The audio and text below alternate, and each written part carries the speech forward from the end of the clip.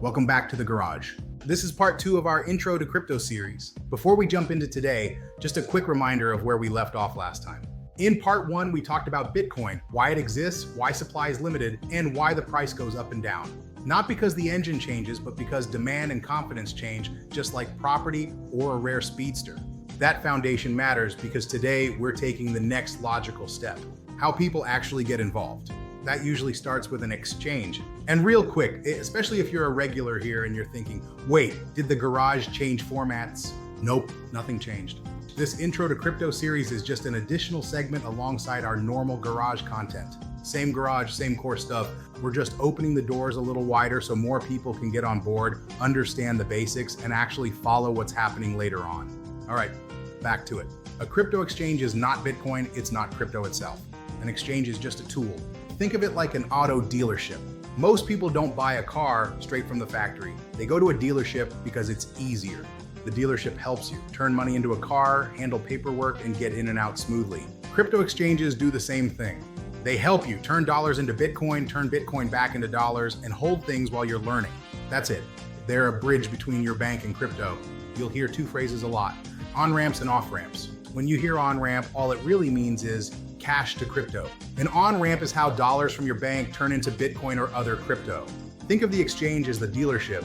You don't build the car yourself. You don't go straight to the factory.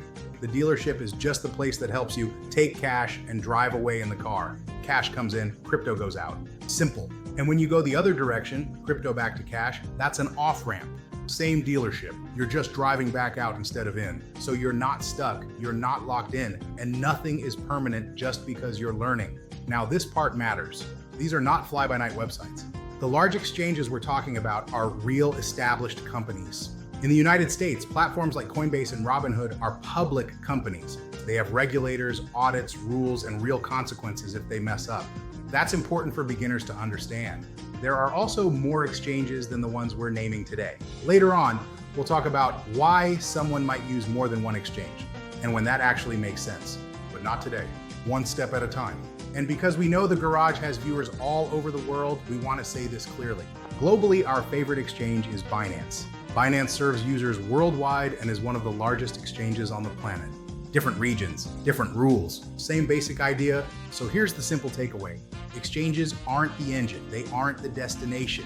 They're just how most people get on the road. All right, now that you understand what an exchange is and why it exists, we need to talk about the part that usually makes people pause. This is the moment where someone says, okay, why are they asking me for all this information and why doesn't everything happen instantly? That's what we're covering now. Slow, clear, no fear. When you sign up for an exchange, you're going to see something called KYC. KYC stands for Know Your Customer. That's it. It just means the exchange needs to confirm you are you. This isn't crypto being weird. This is finance being finance. Banks do this, brokerages do this, credit card companies do this. If an exchange wants to work with banks, move dollars, and let you send money back to your account, they have to follow the same rules. So what does KYC usually look like? Most of the time, it's a few simple steps. Basic information: name, address, date of birth, an ID check, driver's license or passport, and sometimes a selfie. Yes, a selfie. That selfie is just a security check. It helps make sure someone didn't steal your ID and open an account in your name. It's not about spying, it's about protection. Once KYC is done, the next question is, how do I fund the account? You usually have a few options. You can connect a bank account, use a debit card, or sometimes do a wire transfer. For most people long-term, connecting a bank account is the simplest and cheapest option. If you connect a bank, you'll usually see a system called Plaid. Plaid is not a crypto exchange. Plaid is just a secure connector. Think of it like a certified adapter cable in the garage. Your bank is on one side, the exchange is on the other. Plaid is the cable that lets them talk safely. The exchange does not see your bank password. Plaid verifies the connection and lets money move, and you can disconnect it anytime. A lot of people have already used Plaid without realizing it. Budgeting apps, investing apps, banking tools, same idea. Now, here's something important that people don't always expect.